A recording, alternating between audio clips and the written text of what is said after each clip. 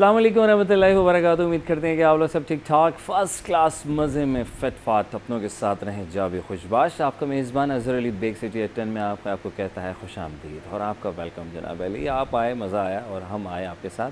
हमारा और आपका साथ यूँ ही जुड़ा रहेगा जनाब अली, और जुड़ा रहेगा। जब सब साथ जुड़े रहते हैं तो क्या ही बात होती है, बरकतें होती हैं। सबके आगाज़ में आपको खुश आमदीद कहते हैं एक बार फिर उन तमाम मेहमानों को, उन दोस्तों को जो कराची और कराची से बाहर हमें देख रहे हैं और जो कराची आन पहुँचे हैं अपने कामों के लिए, अपने मिशंस के लिए, अपने काम उन मकासद के लिए जिनमें पूरा उतरना उनका मिशन है आज। और अल्लाह ने चाहा तो ज़रूर आपका आज का मिशन जो है वो हमारे City 21 की तमाम मेम्बरान, तमाम दोस्तों की तरफ से आपको हमारी दुआएं हैं दिल की अटा गहराइयों से कि आपके सारे मिशंस मुकम्मल हों। मिशन सारे जब मुकम्मल होंगे तो आप हैप्पी रहेंगे। तो हैप्पी लाइफ जिए, ज़िंदगी को आसान बनाएं, औरों के लिए भी अपने लिए भी, लेकिन अफवो दरगुजर में भी आपने अमल पैरा करना है क्योंकि ज़रूरी है साहब। और नज़्म ज़ब्त रखिए, थोड़ा सब्र का फल जिसे कहते हैं ना, सब्र का फल तो सारे होते हैं, खाएँ ज़रूर, सेहत बख्श मतलब रूटीन अच्छी रखें, वॉक शॉक करें, जिम शिम करें, एक्सरसाइज करें और वक्त पे सोने के अपने आप को आदी बनाएं। और कोशिश करें कि वक्त पे जब सो जाएंगे, जो हमारे तरीक़ाकार बीइंग अ मुस्लिम हमें जो बताया गया और साइंसी एतबार से वो दोनों ही सेम टू सेम है, जिसमें आप हमेशा सेहतमंद रहते हैं। अपना घर का खाइए, अपने साथ दस्तरखान में अपने साथ लोगों के साथ एक टेबल पे एक दस्तरखान लगा कर साथ बैठें। जिस तरह हमें अक्सर बेशतर में याद है कि हम जब छोटे हुआ करते थे तो हम इंतज़ार करते थे, दस्तरखान लगता था नाश्ते का और जनाब अली आवाज़ें आया करती थी, भाई कितना क्या चाहिए, भाई पराठे भी रेडी हो गए, स्लाइस भी आ रहे हैं, चाय भी बस पहुंच रही है, आप लोग शुरू करें। और उसके बाद इंतज़ार होता था हमारे बड़ों का कि हमारे भाई साहब आ जाएँ टेबल पे या दस्तरखान पे, या फिर हमारे दादा जान जब आ रहे हैं जनाब, तो ज़ाहिर है वो इंतज़ार एक अलग इंतज़ार होता था। और जब वो साथ बैठते तो हम उस वक्त खामोश होकर बैठ रहे थे कि जब बड़े आ जाएँ उसके बाद फिर वो शुरू करेंगे, उसके बाद फिर हम बिस्मिल्लाह करते थे। तो बिस्मिल्लाह हर काम से पहले करेंगे तो कमाल रहेगा। सब्र शुक्र करें, मैं कहता हूँ। हम आजकल थोड़े से जल्दबाजी के शिकार हुए हैं, तो जल्दबाजी में काम ख़राबी हो जाता है। बचपन से हमने ये सीखा, ऑन टाइम और सब्र रखें और सोच समझ के कदम उठाइए। जज्बाती फ़ैसले करने से होता कुछ नहीं है, वक्त व हालात आपके सामने पेश होते हुए बाद में आप खुद कहते हैं अरे यार थोड़ा सा मैं सब्र कर लेता तो कदर बेहतर रहता, थोड़ा सा मैं ऐसे कर लेती तो यूँ हो जाता, थोड़ा सा यार। तो सब्र बहुत ज़रूरी है और तवक्कुल अल्लाह करिए। तो मैं कहता हूँ कि जब आप ये सब चीज़ों को साथ लेकर चलते हैं, हुकूक़ुल इबाद हुकूक़ुल अल्लाह, ये हमें सिखाया गया साहब।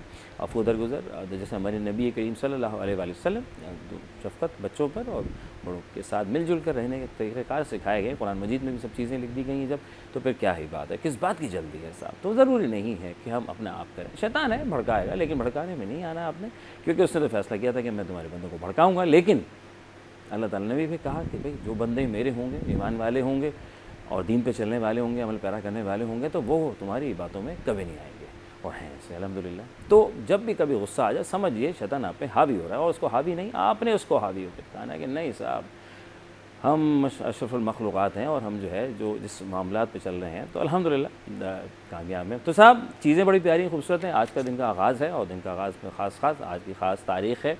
आज की ख़ास तारीख़ में एक चीज़ मैं आज सुबह पढ़ रहा था कि आज के दिन जो है जब पाकिस्तान आज़ाद हुआ था सन 1947 में, तो आज ही के दिन जो है वो बताया गया है। लोगों को अंदाज़ा नहीं होता कि कितना हिस्सा कहाँ है, मेरा गांव कहाँ तक है, मेरी ज़मीन कहाँ तक होगी, क्या मैं उस हिस्से में आता हूँ। तो वो बॉर्डर वाला जो एलिमेंट है कि उस बॉर्डर उस लकीर को खींचा जाए कि पाकिस्तान जो है वो हाजी ये मामला था। और यूके के सारे बड़े और यहाँ के तमाम लोगों ने मिलजुल के इसके ऊपर अमल पैरा किया था कि हाँ भाई ये आबा बॉर्डर है और इससे आपने इधर नहीं जाना, और इधर तो वहाँ है, इधर हैं तो इस्लामी जमहूरियत पाकिस्तान में। तो बहुत सी ऐसी चीज़ें हैं जिस पे आप भी और भी कुछ है, मैं बताऊँगा कि 27 आज का जो दिन है ख़ास, उस पर जो है वो हमने क्या क्या हमने देखा। तो खैर ख़बरों की तरफ भी चलेंगे। तो ख़बरें बहुत सी 17 तारीख़, हाँ 17 तारीख़ है, तो 17 तारीख़ में बहुत कुछ हुआ है और अब जो है बहुत कुछ होना बाकी है कि ज़रूरी है भाई सड़कों की बात आ जाए तो कुछ ख़बरों को मैं शामिल करना चाहूँगा, क्योंकि जब सड़कों की बात आती है तो आई नो कि मैं इन सड़कों से घूमता घामता चलता फिरता और गाड़ी से चलते हुए हम आए हैं और बहुत काम निकल रहे हैं, आई अंडरस्टैंड। तो जनाब अली तो सड़कें बन जाएँ तो कमाल हो जाए, ज़िंदगी आसान हो जाए, वक्त छोटे हो जाएंगे तो कमाल होकर खैर से पहुँच जाएंगे। कुछ ख़बरों को मैं शामिल करना चाहूँगा और उसमें ख़बर जो है वो पहली ख़बर जो आ रही है जनाब, सक्खरता हैदराबाद। जी हाँ, सक्खरता हैदराबाद कराची नई मोटरवे पर रमज़ साल काम शुरू होगा, अली इमरान खान ने कहा है। और न सिर्फ बल्कि अब्दुल अलीम खान साहब ने कहा है सक्खर से शुरू होने वाली मोटरवे 2 साल में मुकम्मल हो जाएगी। वफाकी वज़ीर मौसलात कहते हैं इंशाअल्लाह ताला अब इस पे तुम लोग कमेंट ना कर देना यार, होगी उम्मीद तो दुनिया कायम है और ज़रूर होगी इंशाल्लाह ताला। ऐसा ना समझना है कि वो शायद वो रोड बन जाए यूनिवर्सिटी रोड, तो यूनिवर्सिटी रोड भी काफ़ी हद तक काम तेज़ी से जारी है। कराची था हैदराबाद नई मोटरवे जो है वो बनाएंगे। M9 से इसका कोई ताल्लुक़ नहीं है। सिंध समेत मुल्क भर के अवाम को रमसाल नई मोटरवे का तोहफ़ा देंगे, अब्दुल अलीम खान ने फरमाया है। ट्रांसपोर्टर्स के लिए जदीद ट्रैक स्ट्रेटजी और आरामगाह बनाएंगे, स्टैंड्स होंगे, तरीक़ाकार सब चीज़ें, ताकि ट्रांसपोर्टर्स के लिए भी आसानी रहे। एक भी नाजायज़ चालान नहीं दूंगा, बेफ़िक्र रहिए। वफाकी वज़ीर मौसूलात का ट्रांसपोर्टर्स से ये वादा है, और जब वादा हो जाए तो उस पर being a Muslim Amal para करना बहुत ज़रूरी है। तो ये सिस्टम के साथ ज़रूर ट्रांसपोर्टर्स, अगर अगली खबर पे हम जाते हैं तो उस पर देखते हैं कि ट्रांसपोर्टर्स मुकर्रर लोड से ज़्यादा सामान ना उठाएं, ये आपकी गाड़ी पे भी फ़र्क पड़ेगा और लोड भी पड़ेगा। तो इस चीज़ों पे हमने अमल पैरा करते हुए चलेंगे। तो जब ये लोडिंग शोडिंग ये सब चीज़ें, तो ऑब्वियसली फिर वो ख़तरात से आप जो है वो थोड़ा बच जाते हैं। तो अक्सर बेशतर हम कहते हैं नहीं यार इस गाड़ी में इतना सामान तो आ ही जाएगा, डाल दो, क्या जा रहा है। तो ट्रांसपोर्ट के तमाम जायज़ मुतालबात को पूरा किया जाएगा। तो ट्रांसपोर्टर हज़रात आप खुश हो जाइए, नई खबर आ चुकी है। अब्दुल अलीम खान साहब ने ये कह दिया है, तो डोंट यू वरी कि आप अगर आप ये कहेंगे यार अब क्या होगा क्या नहीं होगा, तो ट्रैफिक सारे मामला अच्छे हो सकते हैं। आगे चलते हैं और मज़ीद कुछ चीज़ें आज के सुबह के हमारे मॉर्निंग शो में कुछ चीज़ें आपके लिए और पेश खिदमत है।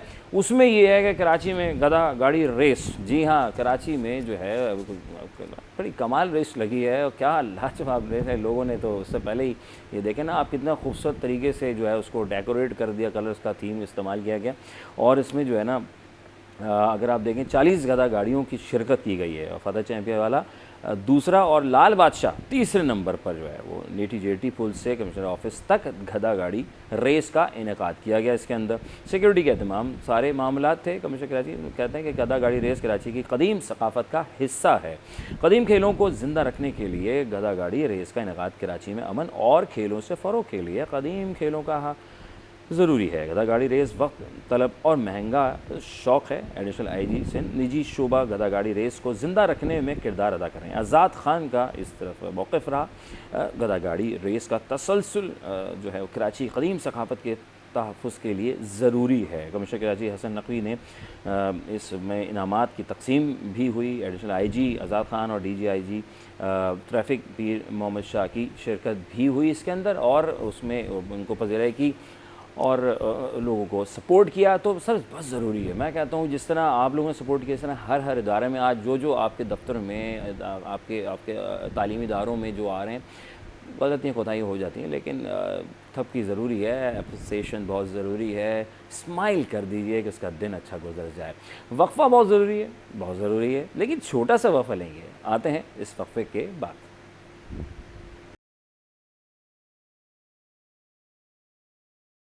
Welcome back. सिटी एट 10 आपका मेज़बान नज़र अली बेग आपके ख़दमत में हाज़िर है, और आप वहाँ हाज़िर हैं, हम यहाँ हाज़िर हैं, हम साथ हैं, तो कमाल है साहब। तो साहब ख़बरें हमने बता दी हैं और आपको दिखा भी दी हैं, कुछ ख़ास अपडेट्स थी वो भी शेयर कर दी हैं, और सपोर्ट भी कर दिया है। तो अब चलते हैं सिलसिले की उस जानिब जो बहुत ज़रूरी है इज़्दिवाजी ज़िंदगी को कामयाब बनाने के लिए, और न सिर्फ बल्कि अच्छे रिश्तों के लिए। अगर हम बात करते हैं कि क्या किया जाए, काउंसलिंग बहुत ज़रूरी है, और फिर ज़िंदगी को कामयाब बनाने के लिए किन किन चीज़ों पर हम अमल पैरा करते अपनी ज़िंदगी को मज़ीद आगे लेके जा सकते हैं, और किन चीज़ों का ख़ास ख्याल रख सकते हैं। जल्दबाजी नहीं करनी होती है, बस हालात व वाक़यात पे मद्देनज़र रखते हुए अपनी चीज़ों को, अपने बड़ों को और मामलात ज़िंदगी को संभालते हुए, देखते हुए और आप चलते रहें, तो मैं समझता हूँ it's not a big deal, तो वो सारे काम खैर से हो जाते हैं।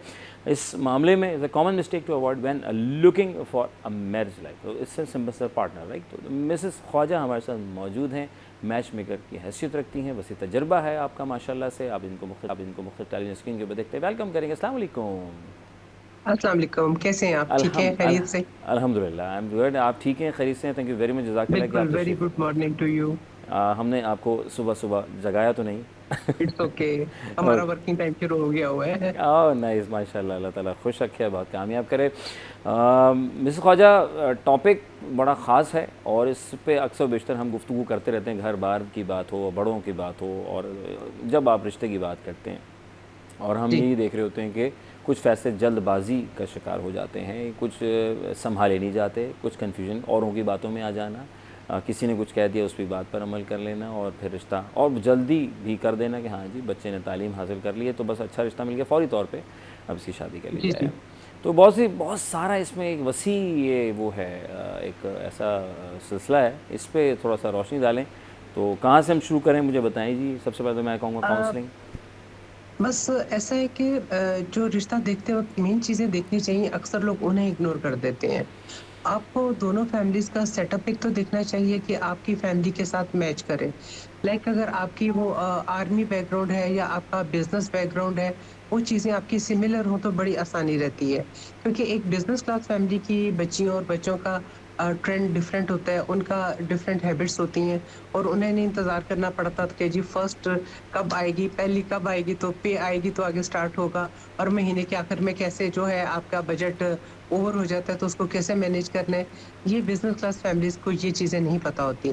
जबकि सर्विस क्लास फैमिलीज़ होती हैं या कुछ आर्मी फैमिलीज़ होती हैं या कुछ गवर्नमेंट सर्वेंट्स होते हैं, उन्हें पता होता है कि उन्होंने पूरा महीना कैसी महदूद इनकम में या बाकी किस तरह सँभल के चलना होता है। सेकेंडली वही बात आ जाती है कि आपने रिश्ता देखते वक़्त आजकल एक ये बहुत बड़ा अलमिया है कि लोग लड़की की खूबसूरती के पीछे भाग रहे होते हैं और लड़की वाले जो है ना, लड़के का दौलतमंद और उसका बहुत वेल ऑफ होना, उसके पीछे भाग रहे होते हैं। जबकि ये लोग इस वजह से बहुत गलत फैसले हो जाते हैं और बच्चियों को भुगतना पड़ता है दौलत की वजह से और लड़कों को भुगतना पड़ता है खूबसूरती की वजह से।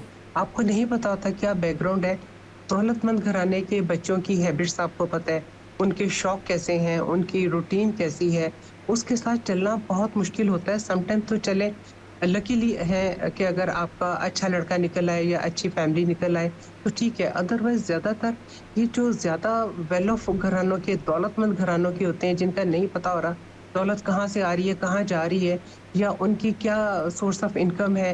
बस लोग देखते हैं जी घर बहुत बड़ा है, गाड़ियाँ बहुत खड़ी हैं, तो बस ये लड़का अच्छा है, चलो लड़के ने कम भी पढ़ा है, ठीक है, कोई ज़्यादा काम नहीं कर रहा तो ठीक है, दौलत पैसा तो है। इन चक्करों में लोग गलत घरों में फँस जाते हैं और ना तहकीक करते हैं और ऐसे रिश्तों में लोग खुद कोशिश करते हैं कि जल्दबाज़ी करते हैं, बस जल्दी हो जाए कि रिश्ता हाथ से ना निकल जाए।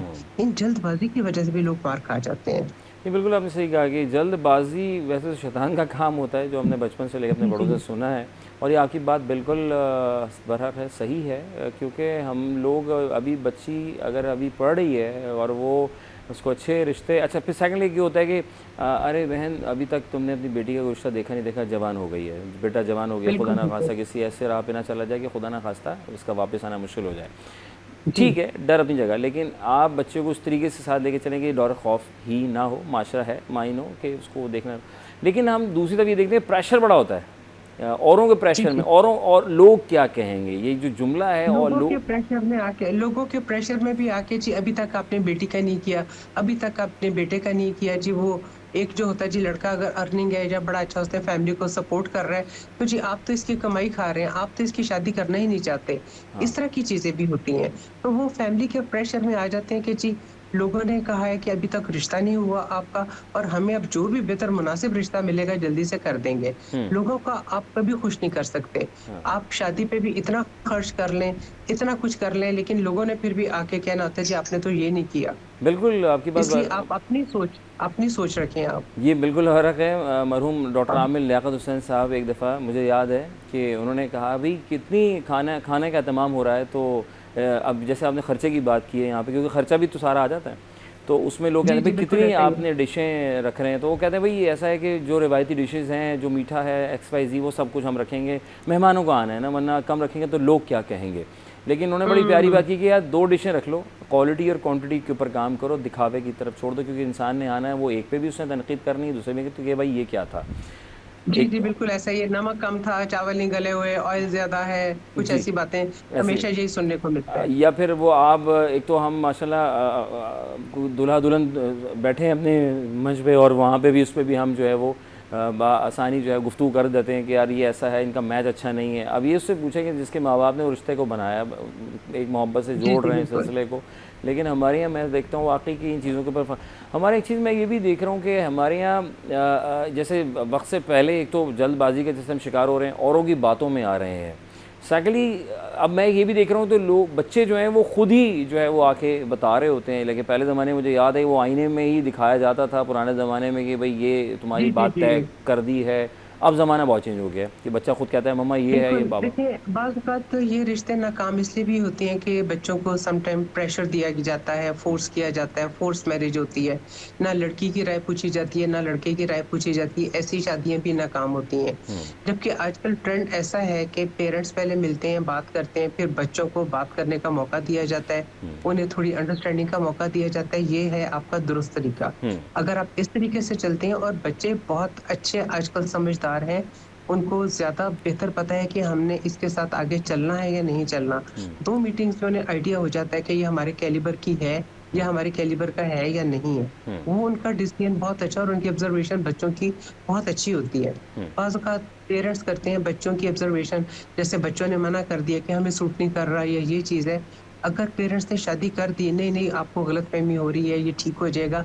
शादी के बाद कुछ ठीक नहीं होता। हुँ, जो बंदा गलत है, जिसकी हैबिट्स बन चुकी हैं, वो उसकी फॉरएवर रहेंगी। 2 दिन में उसकी शादी के बाद उसमें तब्दीली नहीं आ जाएगी। हुँ, जो उसकी हैबिट्स हैं, अगर वो मिसबिहेव करने वाला है, अगर वो ओबीडिएंट नहीं है या अपने घर में कोई होता है हेल्पिंग नेचर होती है या किसी का ख़्याल रखना दुःख-दर्द में, अगर ऐसी नेचर नहीं है तो वो बिल्कुल कभी चेंज नहीं होगा। और ये चीज़ें बच्चियाँ या बच्चे बड़ी जल्दी ऑब्ज़र्व कर लेते हैं हुँ। कि ये कितना केयरिंग है, कितना हेल्पिंग है, ये सब चीज़ें बहुत ज़रूरी हैं। और ये सारा मेरे ख़्याल से जो है बेसिक तो वही है कि घर की घर गृहस्थी से ही मैं समझता हूँ आता है ये कि माँ-बाप बच्चों को जिस हुँ, तरीके से हुँ। लेके उसको चलें, अपने बच्चों। बच्चों की ट्रेनिंग से ही आता है और देखिए किसी फैमिली को आप मिलते-मिलाते हैं, मैं कहती हूँ लड़कियों के बारे में आप उनकी फैमिली, उनके घर जाएँ, उनका रख-रखाव, तौर-तरीका बहुत देखें। ठीक है। अगर वो सलीकेमंद हैं, घर की आपको उठने-बैठने से, उनकी जो आप ट्रॉली सर्व करते हैं, आपको सलीका वहाँ तक नज़र आ जाता है। हुँ, अगर तो वो लड़की सलीकेमंद है और उसका घराना सलीकेमंद है, तो आपकी नस्ल आगे अच्छी चलेगी और उसको उसी तरह वो लेके चलेगी। ठीक जिस है। घर में बदनज़मी है, कोई हबड़-दबड़ मची हुई है, कोई पता नहीं है क्या करना है, क्या नहीं करना, कोई गेस्ट आ गया है, तो वो आपकी बच्ची भी वही माहौल लेके जाएगी अगले घर में। लास्ट में और मैं इसी तरह वक़्त की। जी, जी, प्लीज़, प्लीज़। लड़के का ये ज़रूरी है कि वो देखें अपने घर में अपनी फैमिली के साथ कितना कोऑपरेटिव है, कितना हेल्पिंग है और कितना ओबीडिएंट है। हुँ, ससुराल वाले जब लड़के से बात करते हैं, उनको कैसे आंसर करता है, कैसे उन्हें रिप्लाई करता है, उनके सामने बैठता कैसे है, हुँ। ये तक चीज़ें बड़ी काउंट करती हैं और लोग बताते हैं इसके बारे में भी। लास्ट शॉर्ट में बताइएगा कि कास्ट, लोग कास्ट के ऊपर भी बड़ा एक फ़ोकस करते हैं कि ये फलाँ कास्ट है तो फिर। ऐसा है कि कुछ लोग तो वाक़ई कास्ट कॉन्शियस हैं बहुत ज़्यादा, हुँ, अभी तक हैं, रिजिड हैं बहुत ज़्यादा। इसमें कुछ सैयद फैमिलीज़ हैं और कुछ जाट फैमिलीज़ हैं। वरना मोस्टली आजकल लोग ओपन माइंडेड हैं और ज़्यादातर जो है बहुत कम लोग हैं कि अभी कास्ट कॉन्शियस हैं। लेकिन अभी भी ये है क्योंकि मैं फिर यही कहती हूँ कि अगर आपने कास्ट का वो स्ट्रिक्ट होना है, तो उसके लिए बच्ची के लिए अर्ली 20s की आप एज रखें ठीक और है। लड़के की भी जो है 27, 28, 30 तक आप वेट कर लें। नाइस। अगर ना मिले अपनी कास्ट में तो आप कोई अच्छा रिश्ता, अच्छी कास्ट में पढ़ा-लिखा बच्चा, अच्छी फैमिली के साथ आप कर दें। अदरवाइज़ ये बच्चों के साथ ज़्यादती है, बच्चे तो नहीं बोलते कि आप हमारा कास्ट की वजह से डिले कर रहे हैं। लेकिन ये जो फैमिली ट्रेडिशंस होती हैं ना, ये बाज़ औक़ात बच्चों को भुगतनी पड़ती हैं। बहुत खूबसूरत बात की। मेरे पास वक्त की बहुत कमी है, मेरे सवालात तो बहुत सारे हैं। मिस ख्वाजा आपका बेहद शुक्रिया करना चाहूँगा। कम वक्त में आपने काफ़ी कुछ शॉर्ट में बड़ा अच्छा कुछ बता दिया हमें नाज़रीन को। थैंक तो यू। कहते हैं कि इस पे जितना बोला जाए, जितनी भी इन्फॉर्मेशन दी जाए कम है। बेशक, बिल्कुल बरहक आपका बंडल ऑफ थैंक्स, जज़ाकल्लाह। आप अपने कीमती वक्त में तशरीफ़ फरमा हुई। सब्र रखें, हौसला करें, मशवरे करें, बच्चों को बताएँ, उनकी भी सुनें, अपनी राय रखें, फिर कदम उठाएँ, ज़िंदगी कामयाब होगी। एक छोटे से ब्रेक के बाद वापस आ रहा हूँ, कहीं मैं जाएगा सिटी एचएन में।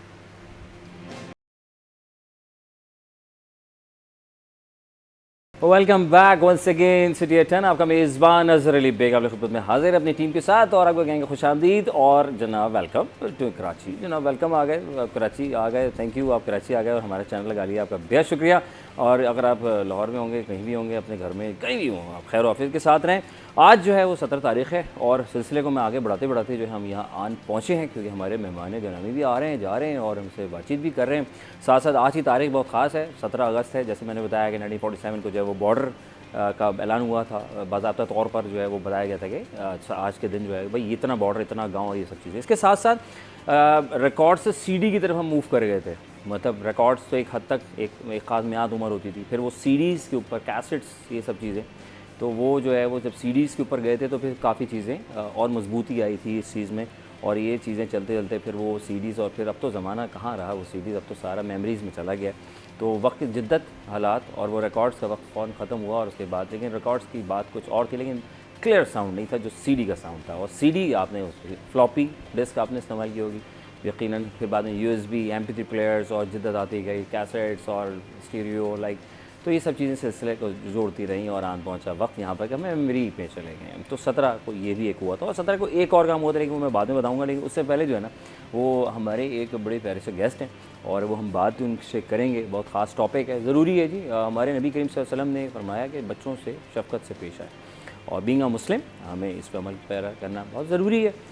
तो बच्चों पे, बच्चे फूल जैसे होते हैं, इनको फूलों की तरह लेके चलें तो ये सिलसिला कारवां खूबसूरती से आगे बढ़ता है, खुशहाल घराना हो जाता है। और इस पे जो है बच्चों से प्यार करें, उनसे खुलूस से पेश आएँ।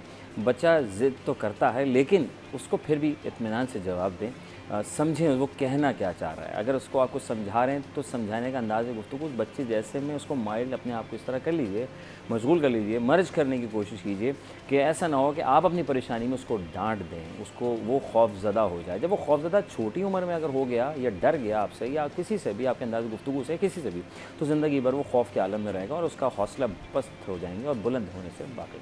तो इस टॉपिक पे थोड़ा सा हम बात करेंगे। हमारे साथ जो हैं मिसेस रिजवाना अख्तर साहिबा हमें ज्वाइन कर रही हैं, he is general manager Sahil. Welcome करेंगे, कुछ सीखेंगे, सिखाएंगे और आप तक पहुंचाएंगे। अस्सलाम वालेकुम मैडम, कैसी हैं आप? खैरियत से हैं? जी, वालेकुम अस्सलाम। थैंक यू सो मच बुलाने का। जज़ाकल्लाह, अल्लाह खुश रखे, आपको आबाद रखे। और माशाल्लाह आप as a manager, general manager की हैसियत रखती हैं साहिल की। और बच्चे हमारे मन के सच्चे हैं, ये प्यारे से बच्चे हैं। इन बच्चों के बाद लफ्ज़ बच्चा जो है वो जब ख़त्म हो जाए तो बड़ा हो जाता है, समझ में आने लग जाती है। लेकिन हम चाहते हैं कि बच्चा फ़ौरन जल्दी तौर पर समझ जाए, वरना हमें गुस्सा आ जाता है और फिर बात कहीं और निकल जाती है और बच्चे फिर समझ नहीं पाते। थोड़ी सी रोशनी प्लीज़ इस पर डालें, आपका वसी तजुर्बा है। जी, एक तो बहुत शुक्रिया कि आपने हमें टाइम दिया और बच्चों के बारे में बात करने के लिए। तो बच्चा बिल्कुल देखिए, बच्चा जो है, पेरेंट्स हम वी आर रिस्पॉन्सिबल कि हम बच्चे को इस दुनिया में अल्लाह ताला ने जो हमें बहुत बड़ी ज़िम्मेदारी दी है ना, दरअसल एक छोटी-सी बात मैं कहूँगी कि हमारा बड़ा ज़ोर होता है कि जी शादियाँ हो जाएँ, जी लेकिन हमें उसकी ज़िम्मेदारियों के बारे में नहीं बताया जाता शायद। और उसमें सबसे इम्पोर्टेंट जो चीज़ है वो है पेरेंटिंग स्किल्स, कि आपकी शादी का एक बड़ा अहम हिस्सा जो है वो ये है कि आप पेरेंट्स बनने के लिए एक ज़िम्मेदारी लेने के लिए जा रही हैं। तो बीइंग पेरेंट जो है ना, शायद हम तैयार नहीं होते और हम बच्चों को शायद अपनी प्रॉपर्टी के तौर पे यूज़ करते हैं कि बस जैसे मैं कहूँगी ना, बच्चा वैसे-वैसे करता जाएगा और चलता जाएगा। ये गिलास जहाँ रखा है, जो मेरी लिपस्टिक जहाँ रखी है, इसको बच्चे नहीं छेड़ेंगे। जी तो बच्चा जो है वो अल्लाह ताला ने बड़ी खूबसूरत एक तोहफ़ा है हाँ, अल्लाह की तरफ से हमारे पास। और बिल्कुल जैसे आपने कहा कि उसकी केयर करना, उसकी बात सुनना, उसको तवज्जो देना, ये सबसे ज़्यादा ज़रूरी है। पहले 5 साल बच्चे की जो परवरिश है ना, बहुत इम्पोर्टेंट होती है। आपको पता है बच्चे की तमाम आदतें डेवलप हो जाती हैं, पुख्ता हो जाती हैं इन 5 साल के। और इन 5 सालों में बच्चे को सिर्फ़ हमें अपने दिल से लगा के रखना है। उसको इतना प्यार देना है कि वो बड़ा होके पूरे मुआशरे को प्यार बाँटे। लेकिन इन्हीं 5 सालों में हम लोग जो हैं बच्चे को डिसिप्लिन करना चाहते हैं गुस्से से, जो कि बिल्कुल एक हमारी गलत डिसिप्लिनिंग है। तो चाहे वो स्कूल है, चाहे हमारा घर है, चूँकि हम इकट्ठे भी रहते हैं, हमारे यहाँ मतलब दादा-दादी, फूफो, चचा वगैरह भी साथ होते हैं। तो बच्चा इतने सारे लोगों में जब पल रहा, बढ़ रहा होता है, तो फिर सबकी ज़िम्मेदारी ये होती है कि उसको समझना, क्या बात। उसको प्यार से समझाना, उसको प्यार के साथ बड़ा करना। अब बच्चा जो है ना, वो हमारे कहने से नहीं सीखता, बच्चा हमें देख के सीखता है। आप जैसा रवैया बच्चे के साथ रखते हैं, बच्चा बिल्कुल वही रवैया सीखेगा। आप आपस में कैसे बात करते हैं, बच्चा वही सीखेगा। मैं अगर अपने बड़ों के साथ इज़्ज़त के साथ पेश आ रही होंगी, तो बच्चा भी सबके साथ रिस्पेक्ट के साथ पेश आएगा। लेकिन मैं खुद तो चाहूँ कि मैं जैसे मर्ज़ी बात कर रही हूँ, लेकिन बच्चा जो है वो रिस्पेक्ट से बात करे, ये नहीं हो सकता। बच्चा हमेशा आपको देख के उसकी ऑब्जर्वेशन बहुत तेज होती है बचपन में। तो बच्चा हमारी सारी जो हम एक्शंस कर रहे होते हैं ना, वो उनको अडॉप्ट कर रहा होता है, ना कि वो हमारी बात सुन रहा होता है। सुनने का असर बहुत कम है इस एज में, और देखने का और प्रैक्टिकल करने का अमल बहुत तेज है। तो पहले 5 साल बच्चे की फुल उसकी जो पर्सनैलिटी आपने डेवलप करनी है ना, आप जैसा चाहते हैं, आप पहले खुद वैसे हो जाएं, आपका बच्चा वैसी का वैसा बन जाए। बेहतरीन, खूबसूरत। और ये हम एक चीज़ और भी देखते हैं कि वाक़ई आपने बड़ी खूबसूरत बात की कि हम जब शादी हो जाती है और ज़िम्मेदारियाँ आन पहुँचती हैं, तो हमारे बड़ों का, पेरेंट्स का सबसे अहम किरदार ये होता है कि उनको हर हर लम्हे की हर बात समझाई जाए और बताई जाए, और ताकि वो प्रैक्टिकल लाइफ में आ जाएं, क्योंकि वो भी यंग एज ए नौजवान और धेड़ उम्र कह लें या क्या उसको बेहतर होगा। तो कहने का मतलब ये है कि वो वाकई आप सही कह रही हैं कि वो हम नहीं समझ पाते और फिर हम परेशान हो जाते हैं। हम कहते हैं यार मैं ऑफिस से थका हुआ आया हूँ, अब ये मुझे बच्चे तंग कर रहे हैं, बेगम प्लीज़ को तुम बाहर ले जाओ। और फिर बेगम कहती है यार मैं क्यों, तुम भी हो, मैं भी सारा दिन तो मैं करती हूँ, अब बच्चे तुम्हारा इंतज़ार कर रहे हैं और अब आप परेशान हो रहे हैं।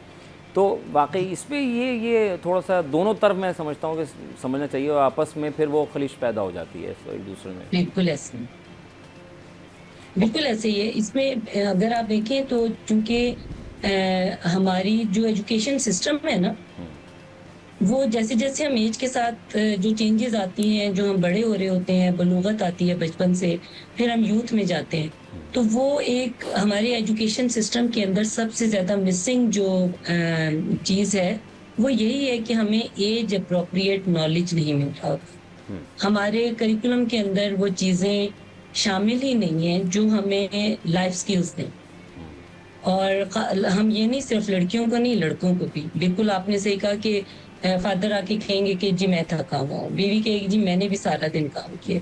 अब बात ये है कि हमने खुद ये पहले से, जब अगर हमारे एक एजुकेशन सिस्टम के अंदर चीजें सारी शामिल हो लाइफ स्किल्स को, कि आप जैसे जैसे बड़े होते जाएंगे आपके ऊपर आपके राइट्स के साथ साथ, हम ज्यादा जोर देते हैं राइट्स के ऊपर, जी चिल्ड्रन राइट्स क्या हैं, बड़ों के राइट्स क्या हैं, खवातीन के हकूक क्या हैं, मर्दों के हकूक क्या हैं, उनके साथ साथ हमें ये देखना है कि जिम्मेदारियां क्या हैं।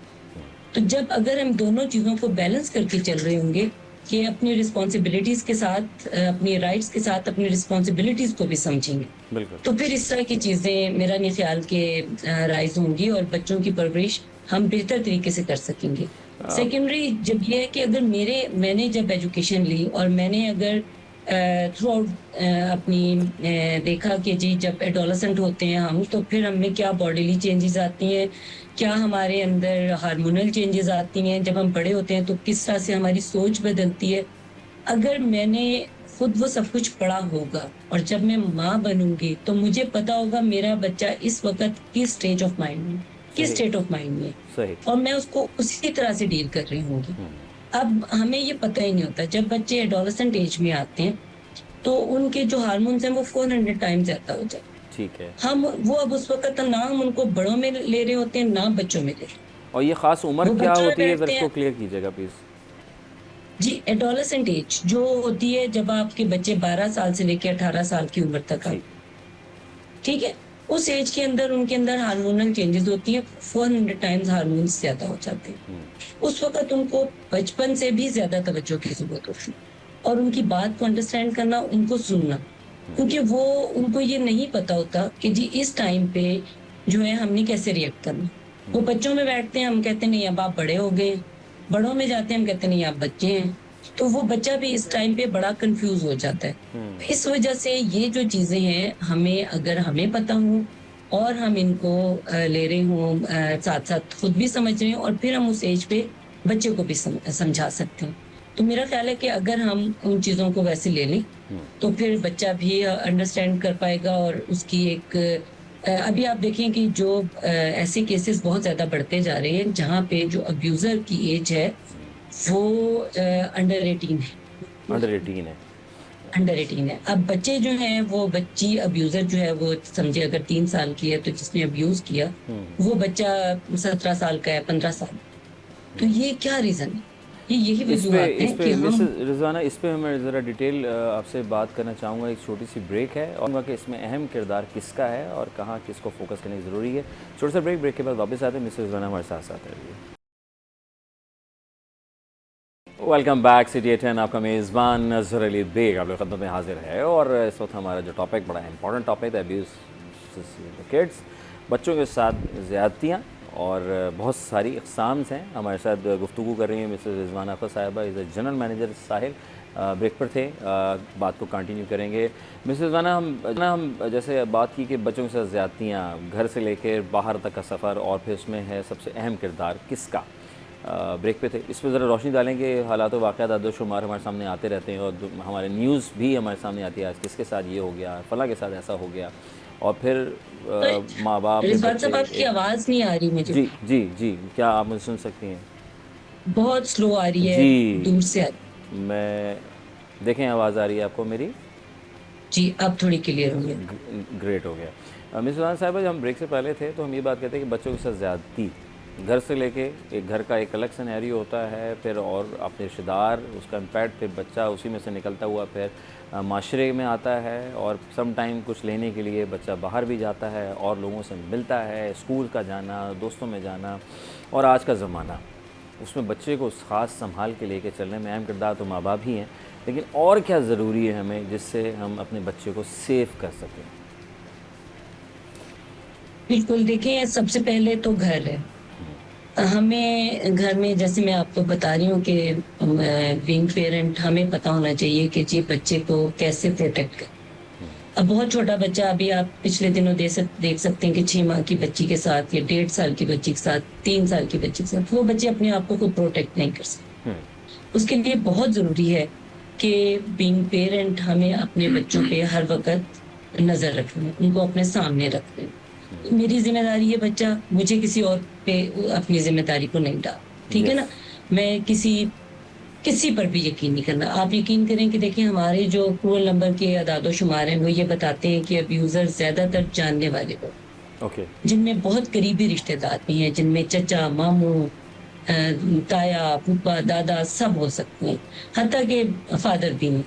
तो हमें उस एज में बच्चा अपनी प्रोटेक्शन खुद नहीं कर सकता। उस एज में बहुत ज़रूरी है कि मुझे फुल टाइम अपने बच्चे की प्रोटेक्शन के लिए उसके ऊपर पूरी नज़र रखनी है। अपने बच्चों को मैंने केयर टेकर्स को नहीं देना। ठीक है, अब ये बड़ा आम हो गया है कि जी घर में घर के जो नौकर हैं वो भी शामिल होते हैं बच्चों के साथ तमीज़ यस। करने में।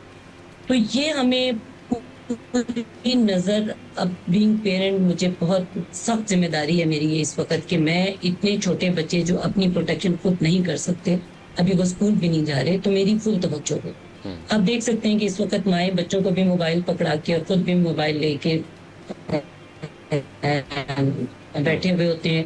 शॉपिंग करने गए हैं तो जनाब आप वहाँ पे भी मोबाइल आपके साथ है, आपको नहीं पता चल रहा बच्चा आपके साथ जा रहा है और अगवा हो गया। तो बिल्कुल। ये हमारी तवज्जो काफ़ी डाइवर्ट हो चुकी है इस वक़्त, तो हमें इसके ऊपर अपने आप को बहुत ज़्यादा अपने ऊपर काम करने की ज़रूरत है कि जी जब हम इतनी बड़ी ज़िम्मेदारी ले रहे हैं अल्लाह ताला से कि हम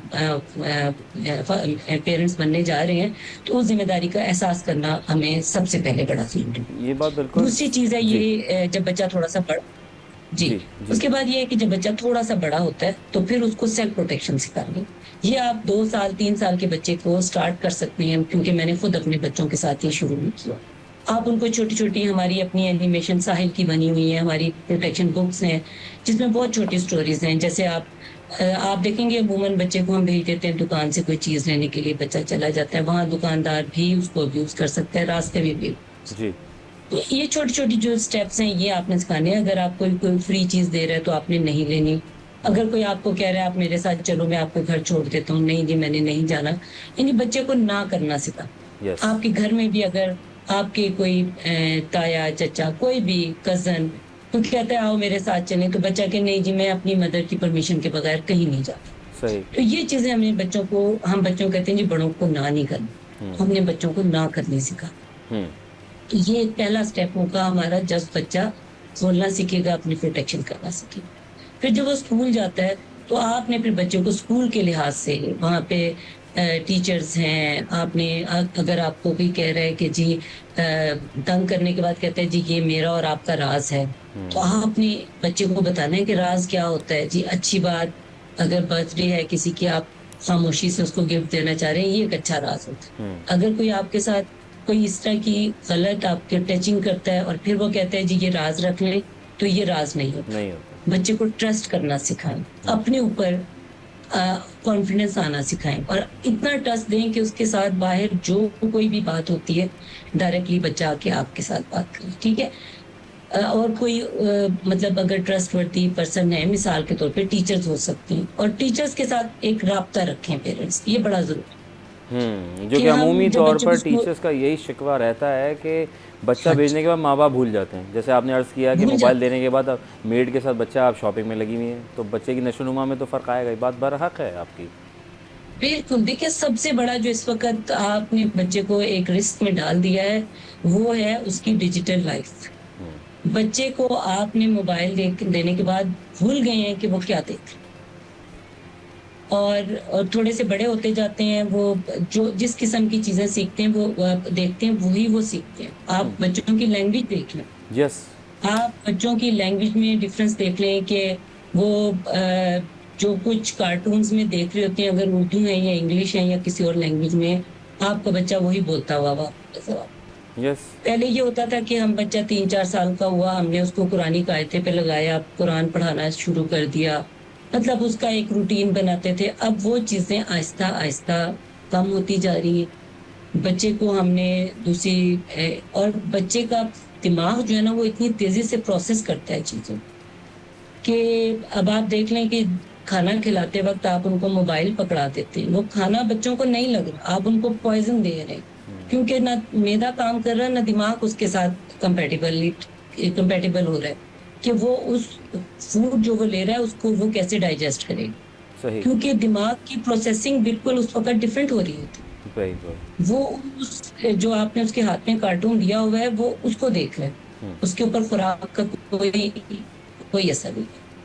तो ये बहुत सारे फैक्टर्स हैं जो कि हमने हमारी लाइफ में एंटर हो गए हैं बगैर, हाँ, गैर महसूस तरीके से, और जिनका डायरेक्टली इम्पैक्ट जो है ना बच्चे की नशोनुमा पे, उनके ज़हनी ग्रोथ के ऊपर, उनकी एजुकेशनल जो उनकी है, आप कह लें कि उनका एक कैसे उन्होंने पढ़ना था, कैसे उन्होंने आगे जाना था, उस सारी चीज़ के ऊपर बड़ा एक डायरेक्ट इम्पैक्ट पड़ता है। अच्छा, दूसरी तरफ हम ये भी देखते हैं कि बहुत सी माएँ या वालिद साहब जो हैं वो ये कहते हैं नहीं यार आज के बच्चे हमसे ज़्यादा शार्प हैं और बहुत जल्दी फ़ैसले कर लेते हैं, और हमने फ़ोन देकर मैं समझता हूँ ठीक है हम इस पे वो नहीं है, और हमारा बच्चा बिल्कुल एक्यूरेट है जी, हमारा बच्चा डिसीजन मेकर भी बन चुका है और हमें भी गाइड कर रहा होता है, और आज के बच्चे हमसे ज़्यादा फास्ट हैं जी, मोबाइल की तरह हो गए बच्चे। अब एक फ़ख्री अंदाज में बताते हैं, तो 100% चीज़ प्रॉपर हर एक के साथ तो नहीं हो सकती। देखिए, जो वो हम उसको समझते हैं फास्ट, उसकी क्रिटिकल थिंकिंग कहाँ को चलेगी। आप उनको एक मैं हमें जो हम मैथ जो था, मेंटल मैथ हमारा तेज था। अब आप बच्चों को दें चीजें, वो आपको क्विक क्विक तो हैं वो, लेकिन उनकी जो एक थिंकिंग प्रोसेस था ना, जो खुद से काम करने की, जो दिमाग को यूज करना था, वो अब उस तरह नहीं है। आप उनके पास तो रेडीमेड चीजें हैं, वो फटाफट आपको निकाल के दे देंगे, 2 मिनट 1 सेकंड भी नहीं लगेगा, उन्होंने आपको आंसर्स निकाल के दे देने। लेकिन जो प्रोसेस है ना, वो मिस हो गया सारा, तरबियती जिस अमल जो है प्रोसेस से वो डेड हो जाएगा यानी कि, और जो हो हाँ रहा है। जी, जो हो रहा है। अब आप देखें, जो रिलेशन बिल्डिंग थी वो भी क्विक हो गई ना, जल्दी बनते हैं, जल्दी खत्म हो जाते हैं। बच्चा बड़ा होता है और बच्चा कॉर्नर बैठा होता है, मेहमान आए हुए होते हैं, बच्चा कहता है जी जी मम्मा आई एम फाइन, मैं अभी फ़ोन में लगा हूँ। हाँ जी। हम किसी घर अब वो जो जाते हैं तो आपकी मम्मा आप चली जाएं, बाबा आप चले जाएं, मैं I am feeling in home like आप ठीक। सोशल लाइफ खत्म हो गई, बच्चा ख़त्म। बाहर खेलना पसंद नहीं करता, फिजिकल फिजिकल एक्टिविटी एक्टिविटीज खत्म। हम कहाँ देख रहे हैं आज से 30 साल पहले का दौर और आज का दौर में, हम क्या बेसिक डिफरेंस आपके सामने आ रहा है इस वक्त? बेसिक डिफरेंस तो जी यही है कि रिलेशंस जो है ना वो वीक होते जा रहे ठीक है। हैं, आपकी जो सोशलाइजेशन है वो कम होती जा रही है। अब आप बात करते हैं हम कि बच्चे बाहर प्रोटेक्ट क्यों नहीं है। हम गलियों में खेलते थे, हमारी प्रोटेक्शन के इश्यूज नहीं थे, हम अपने बच्चे को गली में नहीं भेज सकते। हम स्कूल में 10 चक्कर लगाएंगे कि हमारे बच्चे की प्रोटेक्शन का इशू ना हो जाए। हम देख रहे हैं तो ये सारी क्या चेंजेस हैं, ये यही चेंजेस जो हमारा एक कम्युनिटी, एक ग्रुप होता था, जो एक आपस में ट्रस्ट थे, जो कॉन्फिडेंस था, जो सबके बच्चों को हम अपना बच्चा समझते थे, वो सारी चीजें खत्म हो गई। ख़त्म आपके हो गई। इक़दार जो है ना हमारे, अब आप देखें बच्चा कहीं भी महफूज नहीं रहा, घर में महफूज नहीं है, बाहर भी महफूज नहीं है, कजन के साथ भी, स्कूल में भी, हॉस्टल में भी, कोई जगह बच्चे के लिए अब आप समझें कि वो महफूज नहीं है बच्चा कहीं पे। तो ये क्या रीजन है, ये यही रीजन कि जो एक रिलेशन बिल्डिंग का प्रोसेस था, जो एक कम्युनिटी डेवलपमेंट थी, जो एक जो हमारे एथिक्स थे, जो हमारी आपस में बाइंडिंग्स थी, वो सब खत्म हो गई। आने वाले तो 30 अब साल में आप हम कहाँ देख रही हैं आने शॉर्ट वाली टर्म नौजवान बच्चा, रिलेशंस ये हैं। कहाँ कहाँ खड़ा होगा फिर ये इन हालात अगर यही रहे तो? क्योंकि नज़र आ मुझे रहा लगता है अकेला रह जाएगा अगर हमने इन चीजों को कंट्रोल ना किया। तो आप देखें हम अपने बच्चों को अकेला कर रहे हैं।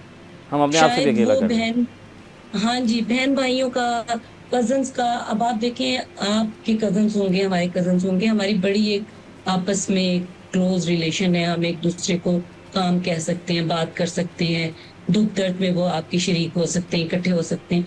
जब आप किसी से मिलेंगे ही नहीं, मेरे बच्चे किसी से मिलना ही पसंद नहीं करेंगे, तो तो ये कल क्या इम्पैक्ट आएगा। होगा, कल वो अकेले हो जाएंगे। अल्लाह ताला रहम करम फरमाए। मिसेस हाँ, रिजवाना आखिर साहबा, आपका बेहद शुक्रिया। वक्त की मेरे पास बड़ी कमी है, सवाल मेरे पास बहुत सारे।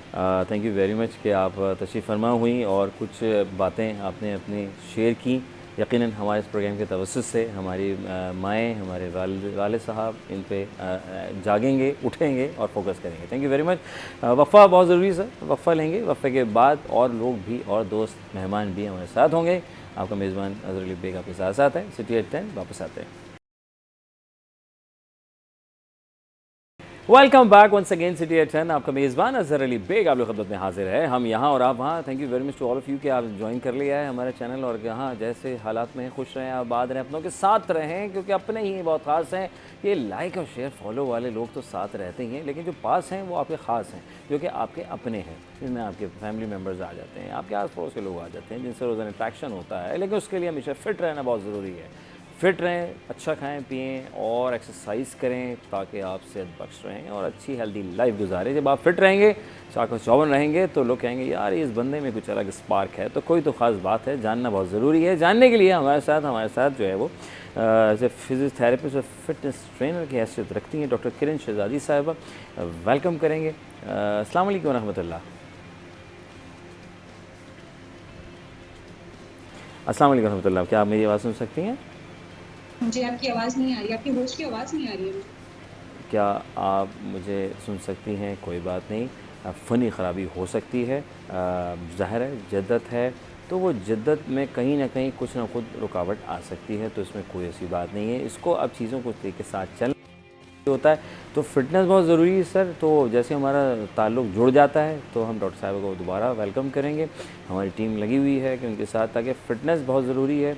और हम ये कहते हैं कि यार अब तो ज़माना ऐसा है, बुढ़ापे में हम ये चीज़ें देखा करते थे कि अक्सर और बेशतर जो है वो बुढ़ापे में ही हमारी बूढ़े जो हैं वो कहते थे हमारे जॉइंट्स पेन का इशू आ रहा है, शोल्डर फ्रोज़न हो जाता है, कमर की तकलीफ़ हो रही है। तो फिर डॉक्टर साहब अक्सर कहते थे कि आपका शायद उठना बैठना और खाना पीना थोड़ा सा मुख्तलिफ होता जा रहा है, शायद आप किसी और को फॉलो कर रहे हैं, या शायद कुछ आप कुछ गलत तरीके से तो नहीं बैठे हुए, कहीं आप बैठते बैठते लेट तो नहीं जाते टीवी देखते वक्त, अखबारात पढ़ते वक्त। एक ज़माना तो टीवी और अखबार और रेडियो तो होता था, तो अक्सर हम टेलीविज़न के ऊपर बैठते थे ऐसे करके।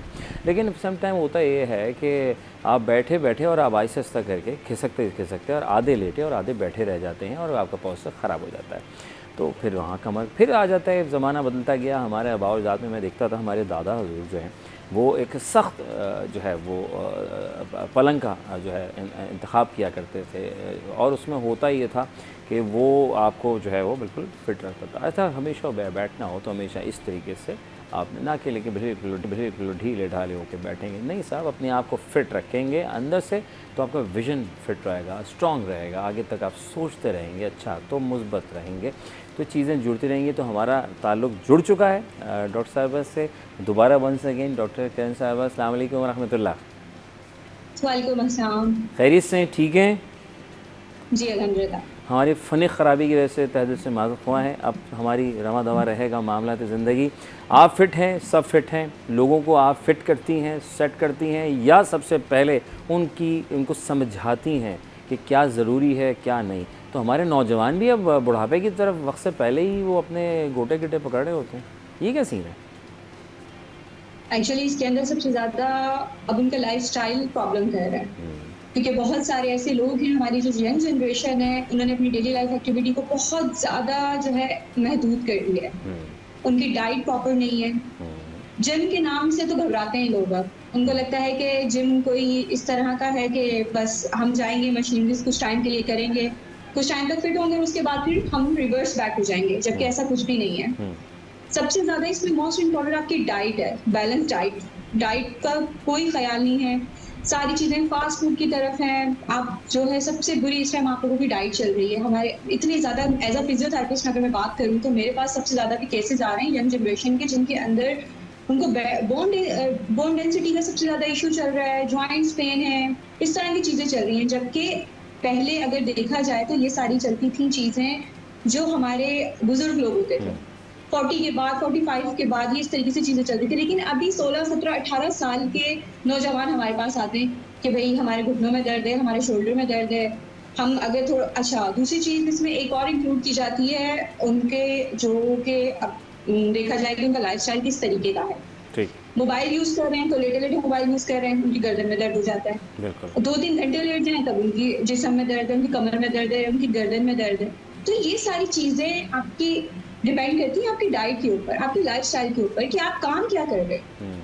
अच्छा, तो इसके बाद हम लोग इस पर भी बात कर सकते हैं कि भाई अगर आप इसके अंदर और भी चीजें अगर साइंस की तरफ चले जाएं इंक्लूडेड है, तो फिर सेल्फ मेडिकेशन बहुत ज्यादा बढ़ चुकी है। जी जी। और ये सबसे खतरनाक चीज है। जी जी, हमें मुझे ये कोई फ़ायदा भी दे रही है, हो, तुम भी इस्तेमाल कर लो, तुम्हें भी फ़ायदा देगी।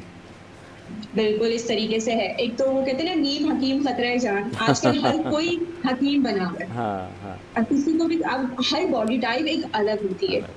हमें अगर किसी चीज से आराम मिल रहा है, इसका ये मकसद नहीं है कि दूसरे को भी उसी चीज से आराम मिलेगा।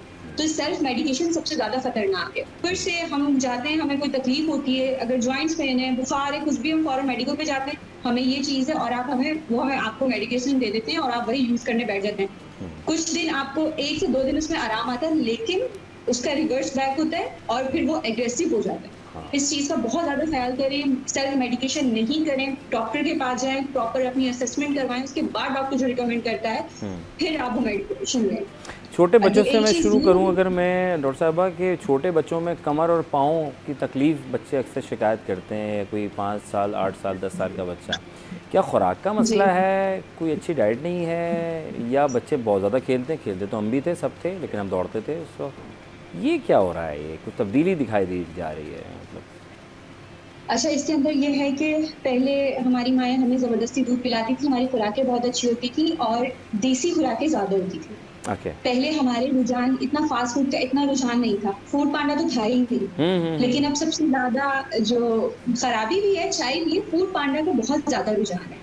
दूध, दही से अब लोगों को जो है ना बहुत प्रॉब्लम है कि जो है अच्छा, दूसरी चीज़ इसमें एक और भी इंक्लूड करती जाऊँगी, सप्लीमेंट्स। लोग अब सप्लीमेंट्स के ऊपर बहुत ज़्यादा डिपेंड हो गए हैं। यस।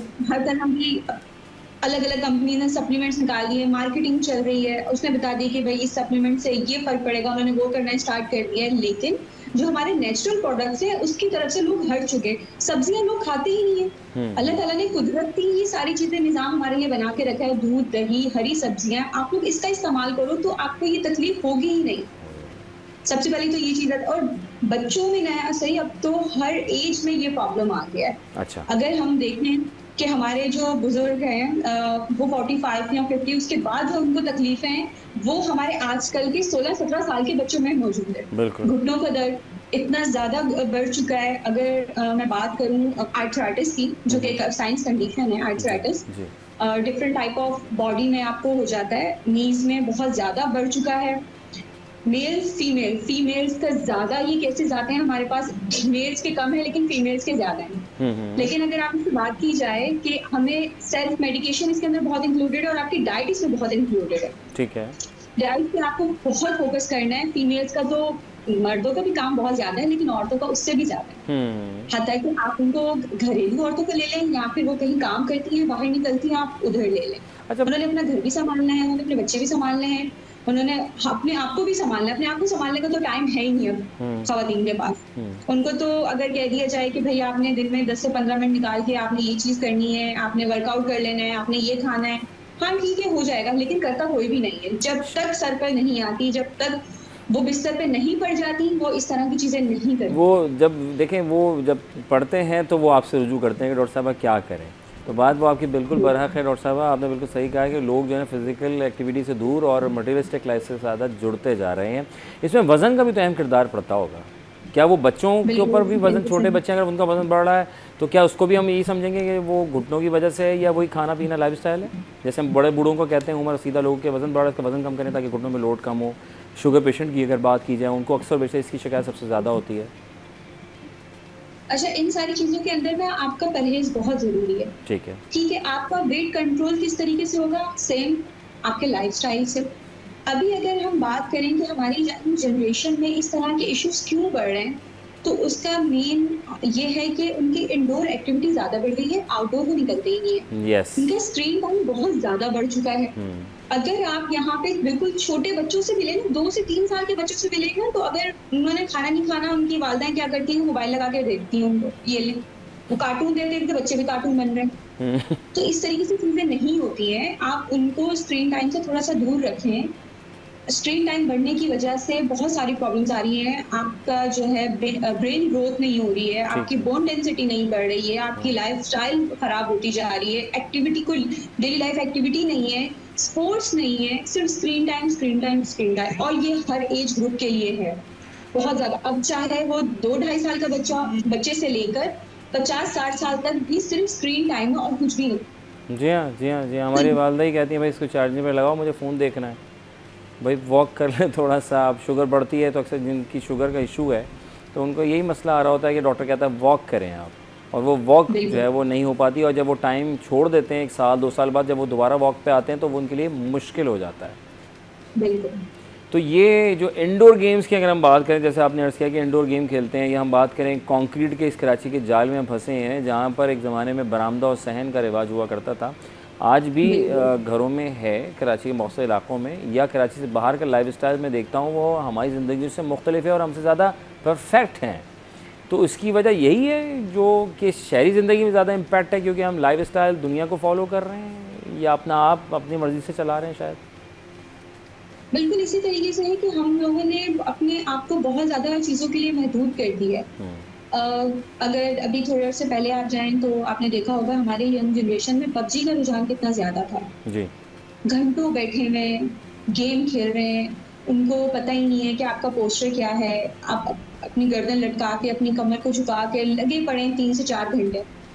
और इस दौरानिया, और अभी तक है पबजी का जो है इस तरीके से नहीं कि खत्म हो चुका है, लेकिन कई घंटे लगे हुए उसी एक चीज में, जिससे दुनिया को कोई फायदा नहीं होने वाला, कुछ भी नहीं होगा, सिर्फ नुकसान है और नुकसान के अलावा कुछ भी नहीं है। अच्छा मैडम, ये बताएं डॉक्टर साहब कि ये इसमें विटामिन डी अक्सर बेशतर यही होता है कि आप विटामिन डी के कैप्सूल एम्प्यूल ये ले लीजिए, इससे फ़ायदा हो जाएगा आपको अक्सर बेशतर।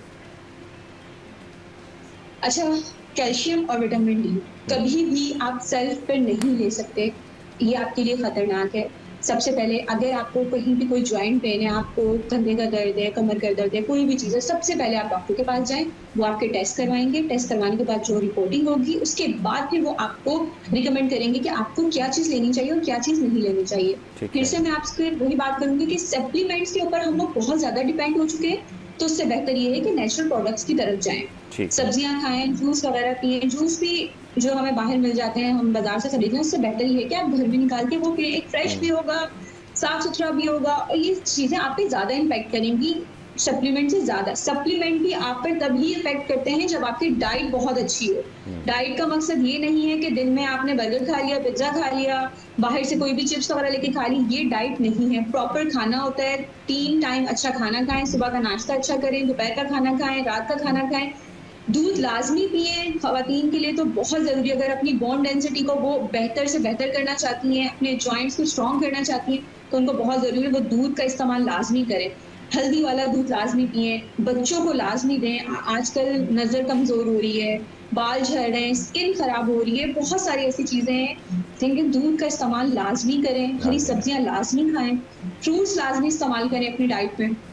दैट्स ग्रेट, बहुत अच्छे मशवरे दिए। वक्त की कमी है डॉक्टर किरण साहिबा, आपका बेहद अदा करूँगा कि आपने कीमती वक्त में से तशरीफ़ फरमाया। आप फिज़िकल है, आपने एक्टिविटी करनी है, अच्छा खाना खाना है, ना कि सप्लीमेंट। कौन कहाँ कैसे करेगा, थोड़ी सी हिम्मत करें, अपने लिए करें। जब आप औरों के लिए खिदमत कर रहे हैं, औरों के लिए काम कर रहे हैं, तो अपने लिए वक्त ज़रूर निकालें साहब, ताकि आप सेहतमंद रहें, सेहत बख्श रहें और 3 वक्त का खाना खाएँ। और जो हमारे वालिदैन बड़े बूढ़ों ने खाया पिया है, उन वही तरीक़ेकार अपनाएं, ना कि आप मटीरियलिस्टिक दुनिया में चले जाएं, फिर बाद में फिर कहें यार ये मेरे साथ क्या हो रहा है, चलो डॉक्टर साहब के पास चलते हैं।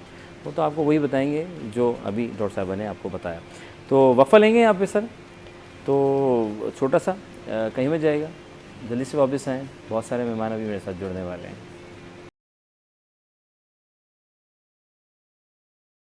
वेलकम बैक वंस अगेन, आपका मेज़बान अज़हर अली बेग आपकी खिदमत में हाजिर है, और हम यहाँ और आपका बेहद शुक्रिया अदा करेंगे। सीरियल 10 में आपका मेज़बान साथ साथ, और आप मेरे साथ अब तक हैं, कमाल है। आपको बेहद शुक्रिया अदा करेंगे, सिलसिले को बढ़ाएंगे आगे, चीज़ों को चलाएंगे साथ आपके, और बहुत सारे मेहमान ग्रामी हमारे साथ जुड़ते जा रहे हैं। कहीं फ़ायदा क्या कैसे, बच्चों पे भी बात कर लिया आज हमने, और रिश्तों के ऊपर भी थोड़ा सा डिस्कशन कर लिया, बच्चों के अब्यूज़ पे भी हमने बात कर ली। अब सारे मामलात हो गए हैं, फ़िटनेस पे भी बात कर ली, तो कुछ पेट पूजा भी हो जाए तो वो ऐसे नहीं होगी, क्योंकि ज़रूरी है कुछ सीखना सिखाना, और हाथ का जायक़ा, और किस तरह है अम्मी का हाथ का जायक़ा हो, या मैं क्या करूं, क्या अच्छा बनाऊं, किससे कहाँ से टिप्स लूँ, कौन सा यूट्यूब चैनल सर्च करूँ, या किस शेफ़ को मैं इसको रिकॉर्ड करके सेव कर लूँ। एक ज़माना था कि हम कॉपी पेंसिल पकड़ते थे और जनाब लिखना शुरू करते थे, जैसे वो रेसिपी बताया करते थे शेफ़ हज़रात। आज भी हम देखते हैं रमज़ान मुबारक में शेफ़ नज़र आ जाते हैं स्क्रीन के ऊपर, और चैनल तो है ही। तो हर फ़र्द की ख्वाहिश होती है, और अक्सर ख़वातीन का कहना है कि मर्दों के हाथ में जो है वो बड़ा जायका है, उनका हाथ लग जाए एक डिश में तो कमाल हो जाता है, ऐसा क्या जादू चमकाते हैं। ये कोई तो ख़ास बात है जो हमसे छुपाते हैं। तो हमें ज्वाइन कर रही, कुछ सीखेंगे सिखाएंगे। आया कि रेस्टोरेंट वाला जायका क्यों नहीं आ रहा मेरे खाने में, मेरे कुज़ीन्स में, इसके लिए बात करेंगे। रिदा फैसल साहिबा is a chef entrepreneur, welcome करेंगे। अस्सलाम वालेकुम। अस्सलाम वालेकुम, क्या वाह, हाल है आपके? अल्हम्दुलिल्लाह मैं ठीक हूँ, आप कैसी हैं? अल्लाह का शुक्र ठीक ठाक। Very good. तो माशाल्लाह से आप शेफ़ भी हैं, सिखाती भी हैं, बतलाती भी हैं, ये शौक़ आया कहाँ से? पहले तो ये यहाँ से शुरू करूँगा मैं आपसे। ये शौक़ बेसिकली मैं एक आप समझ लें बस एक इंसिडेंटली आया। अच्छा। मैं हूँ कराची की, और इस्लामाबाद जब मैं यहाँ पर आई तो कराची का टेस्ट यहाँ पे थोड़ा-सा मिसिंग था। ठीक। तो बस जब मैंने यहाँ पे अपना अपना कराची वाला टेस्ट दिया, तो वो मेरा एक अच्छा मेरा रहा, आगे सिलसिला चलता रहा। देन फिर मेरा केटरिंग के साथ-साथ फिर मैंने रेस्टोरेंट के साथ भी कोलैब्स किया, फिर अपना कैफ़े भी मैंने रन किया। गुड। तो बस एक शौक़ एकदम से हुआ, और ये बस अच्छा रहा। शौक़ जो था, ये किस क्लास से या किस दौर में आया था? ये 2014 में स्टार्ट हुआ था। और ये किसने पैदा किया था? खुद जागर हुआ था, या अम्मी ने कहा था तुम्हारे हाथ में जायका है बेटा, कुछ तो कर लो? नहीं, ये मेरी फ्रेंड्स ने पैदा किया था, और उन्होंने ही मेरा चैनल बनाया था, मेरा पेज बनाया था। अच्छा। उन्होंने ही मुझे कहा कि हाँ, वरना मुझे तो पता ही नहीं था कि मैं अच्छा बना लेती हूँ खाना। क्या बात है। नहीं, अच्छा हाँ, ये एक बड़ा एक ताज्जुब है, कोई जो बनाता है उसको खुद समझ नहीं आता, वो दूसरे से ज़रूर हाँ, टेस्ट करवाता है। वो मैंने आपको बोला ना, वो टेस्ट यहाँ पे शायद मिसिंग था। हाँ। तो वो जब मैंने यहाँ फ्रेंड्स को खिलाया, और मैंने अपनी जिम फ्रेंड्स को खिलाया, हाँ। तो उन्होंने ही मेरा वो किया कि नहीं, पेज भी बनाओ। सबसे पहले पेज क्या भी खिलाया सारा था? सबसे पहले क्या खिलाया? निहारी। निहारी। निहारी। ओफ ओफ। यहाँ तो जावेद और मोहम्मद दी की और किसकी, जी, जाहिद की है कराची में। तो जी, आपने वो तो बहुत किसको फॉलो किया था? आप क्योंकि फॉलो रेस्टोरेंट का तो तो जायका चाहिए ना मुझे तो। रेस्टोरेंट का जायका की ना कुछ मिस्टेक्स हैं जो हम घर में कर रहे होते हैं, अच्छा। और वो रेस्टोरेंट वाले नहीं कर रहे होते। ठीक है। बस उन मिस्टेक्स, मैं भी जब स्टार्ट में थी मैंने भी वो मिस्टेक्स की। जब आप उन मिस्टेक्स को थोड़ा सा ओवरकम कर देना, देन आपका 80% खाना घर में रेस्टोरेंट स्टाइल का बन जाता है। अच्छा। तो बस उस चीज़ को मैंने भी फॉलो किया। तो आपने जो फॉलो किया तो वो आप बताएंगी या वो छुपाएंगी आप? ना बिल्कुल, मेरा तो काम है, मैं तो बिल्कुल चाहूंगी कि ठीक है। घरों में अब जो है वो टेस्ट आए वो वाला। हाँ, चाइनीज़ का टेस्ट नहीं आ रहा मम्मा मेरे हाथ में। बना तो सही रही हो तुम, लेकिन यहाँ तुम्हारे कुछ मिसिंग है। घर में भी तो माशाल्लाह बड़े बड़े शेफ़ पाए जाते हैं कुछ कुछ घरानों में, जो सही खाना जी, पकाने वाले, ख़ास दिल्ली वाले हजरात जो हमारे में देखा है, वो खाने एग्जैक्टली। पकाने में। कराची का का जैसा है कि खाना आप। जी ठीक है। जी जी जी, आपकी आवाज़ कट गई, प्लीज़ दोबारा बताइए। तो हमारे यहाँ तो जायका जी, तो फिर यही होता है ना कि कराची का टेस्ट जो है वो कराची की बिरयानी हो, निहारी हो और फिर बहुत कुछ हो, हलीम हो, हलीम हो। हाय हाय, मेरी और हलीम निहारी बिरयानी यहाँ बहुत चली है है, ना, अब बहुत। मैंने आप उसको इतना दूर बैठी हैं, मैंने बहुत ऐसे बनाया। सारे नाम लेने हैं वैसे। अच्छा जी, कैसे टेस्ट लाऊं मैं?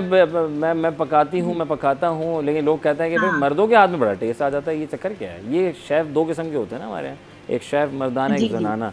तो ये वाकई जी जी। ये सब मिथ है या वाकई मर्दों के हाथ में एक अलग बात होती है पकाने में? नहीं, मिथ, पहले मिथ तो नहीं थी, ये बिल्कुल सही बात है। लेकिन अब हमारी जितनी भी इंडस्ट्री है, रेस्टोरेंट्स हैं, वहाँ पे अब आपको बैक स्टेज जो कुक हैं वो शेफ फीमेल्स भी मिलेंगी। ओके। असल में अब इंस्टीट्यूट आ गए हैं, अब वो सिखा भी रहे होते हैं, बता रहे होते हैं। छोटी छोटी मिस्टेक्स हैं जिनको बताया जाता है, वो आप ओवरकम कर लें तो फिर टेस्ट, चाहे फीमेल हो चाहे मेल हो, वो आपका टेस्ट इक्वल रहता है। अच्छा। अ, कोई, हाँ, कोई भी ऐसी एक्सपेंसिव इंग्रेडिएंट्स नहीं होते, कोई भी यूनिक इंग्रेडिएंट्स नहीं होते। सिर्फ कुकिंग टेक्निक्स होती हैं, अगर उनको समझ लें तो आप बहुत हद तक रेस्टोरेंट स्टाइल वाला टेस्ट ला सकते हैं। तो जैसे कि कोई उसमें ये डिश आज जैसे कि पका दें आप। मैं अगर 5 मिस्टेक्स बताऊं जो बहुत कॉमन है हमारे घरों में, 5 जिसमें मिस्टेक, बिल्कुल। जी, तो तमाम 5 हजरात से मिस्टेक्स गुजारिश है, आप अपने मोबाइल फ़ोन रिकॉर्ड पे को आप डाल पेन से लीजिए। लेके बैठ। पेन कॉपी जी वाले हैं तो वो पेन कॉपी लेके बैठें, क्योंकि बहुत से लोग फ़ोन इस्तेमाल नहीं करते हैं, हमारे अम्मियाँ वगैरह, दादियाँ वगैरह। तो आप हो जाएं तैयार, क्योंकि रिदा जो है आप बताने जा रही हैं 5 गलतियाँ जो हम करते हैं कि रेस्टोरेंट का जायका ही नहीं आता। तो 1 2 3 एंड क्यू। अच्छा, उसमें जो सबसे पहली गलती है और जो सबसे बड़ी गलती है वो ये क्वांटिटी। हमारा ये होता है कि पास्ता बनाना है, नूडल्स बनाने हैं, कोई भी फ्राइड राइस हो गया, आपका गार्लिक राइस बनाना है, आपने 2 किलो का पतीला चढ़ा दिया। अब उसमें आपने बेशक अपने जो भी आपकी रेसिपी जिसको भी फॉलो कर रहे हैं, आपने बिल्कुल सेम वही बनाया, लेकिन 2 किलो पतीले में वो टेस्ट नहीं आता। उसका रीज़न क्या होता है, जितने भी रेस्टोरेंट्स होते हैं उसमें आपके जितने इंग्रेडिएंट्स होते हैं डिश के, वो प्रेप पहले से तैयार होती है। देन वो सिंगल सर्विंग या पोर्शन वाइज अपनी कुक करते हैं। ठीक है।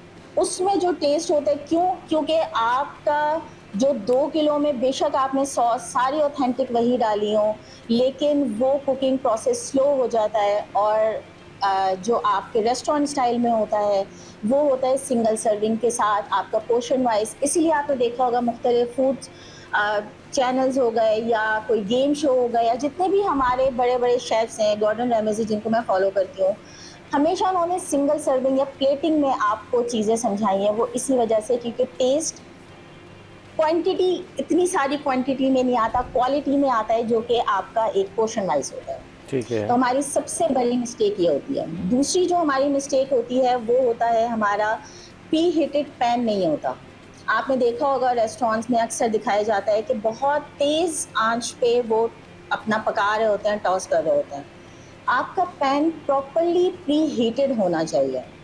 क्यों? क्योंकि उसके अगर आपने चिकन या स्टेक कुछ भी मीट अपने कोल्ड पैन में डाला, तो वो एक तो पैन कोल्ड है, फिर जब आप उसमें मीट डालेंगे तो उसका फ़ौरन पानी छूटता है, जिसके बाद आपका पैन की जो कुकिंग प्रोसेस है वो और स्लो हो जाता है।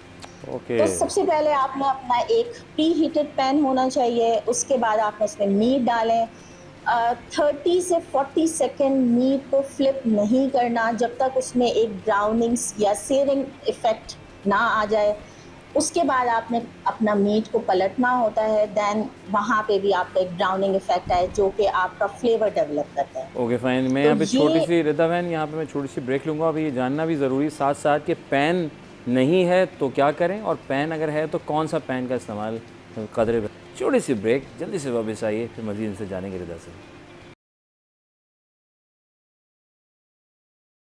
Welcome back once again. Azhar Baig आपकी खिदमत में हाजिर है सिटी 10 में, और रिदा फैसल मर्साद मौजूद, शेफ़ भी हैं, एंटरप्रेन्योर भी हैं, कुछ सीखें सिखा रहे हैं और तरीक़ेकार दो हो चुके थे ब्रेक से पहले। तो रिदा बहन आप बता रही थी कि गोश्त को जो है वो पैन, तो पैन कौन सा होना चाहिए, और अगर पैन नहीं है तो फिर क्या करना चाहिए, ज़रा वापस आइए इस पर। जी देखिए, चाइनीज़ वोक्स होते हैं, लेकिन मैं ये नहीं कहूँगी कि अब घरों में अब आप चाइनीज़ वोक खरीद लें। आपका नॉर्मल फ्राई पैन होता है, नॉन स्टिक फ्राई पैन होता है, आप उसमें भी बना सकते हैं। आपके ग्रिल फ्राई पैन भी आते हैं, आप उसमें बना सकते हैं। बस आपका जो पैन है उसका टेम्परेचर सेट होना चाहिए। मीडियम या लो टेम्परेचर पे मीट नहीं बनते। आपने उसका एक प्री हीटेड टेम्परेचर होता है, आपने उसमें रखना है फुल आंच, आप जिसे कहते हैं फुल आंच पे आपने एक टेम्परेचर मेंटेन किया, देन आपने इसमें ऑयलिंग करके अपना मीट डाला।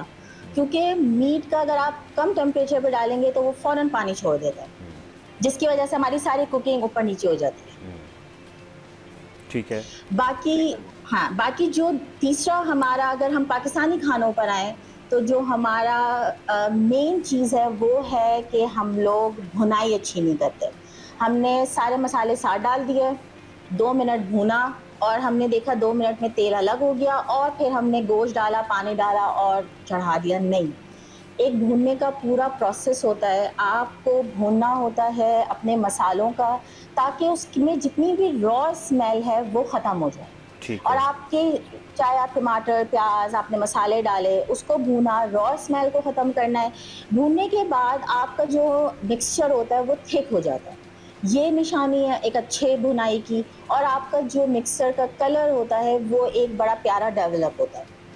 देन आपको, और फिर आपका तेल अलग हो जाता है, तो आपको समझ आता है कि हाँ, अब ये अच्छा भून गया है। अब आप उसमें गोश्त डालें या अपना पानी डाल के आप उसको चढ़ाएँ। तो भूनने का पाकिस्तानी खानों में, हमारे देसी खानों में भूनने का प्रोसेस जो हम थोड़ा-सा कम करते हैं, आपने हाई फ्लेम, पहले मीडियम फ्लेम पे भूनना होता है, देन हाई फ्लेम पे भूनना होता है। उसके बाद आप मीडियम करके अपना गोश्त वगैरह डाल के फिर आप उसको पकाएँ। क्योंकि आपने अगर देखा होगा शनिवारी वगैरह पे, या हम लोग के खाना तो इतना टीवी पे दिखा रहे होते हैं, हर चीज़ हाई फ्लेम पर हो रही होती है। जी जी। तो वो हाई फ्लेम पे इसलिए ही हो रही होती है क्योंकि मीट होता है, और मीट को आप नहीं कम फ्लेम पे बना सकते, वरना वो पानी छोड़ देता है। ओके। दूसरा जो एक हमारा बहुत मैं कहूँगी ना मिस्टेक होती है, जो मैं भी करती थी, 1 किलो चिकन को मैंने मैरिनेट किया या बीफ मैरिनेट किया, और मैंने ओवर क्राउडेड पैन कर दिया, मतलब ठीक। पैन को भर दिया मुँह तक। वो भी आपका कुकिंग प्रोसेस स्लो कर देता है। तो आपने जितना पैन है उसी हिसाब से अपने मीट को आपने कुक करना है, ताकि उसका टेम्परेचर मेंटेन रहे। ठीक है। इसके बाद हमारी जो फोर्थ हमारी मिस्टेक है वो ये, क्योंकि अब हर घरों में पास्ता भी पक रहा होता है, स्पैघेटीज़ बन रही होती हैं।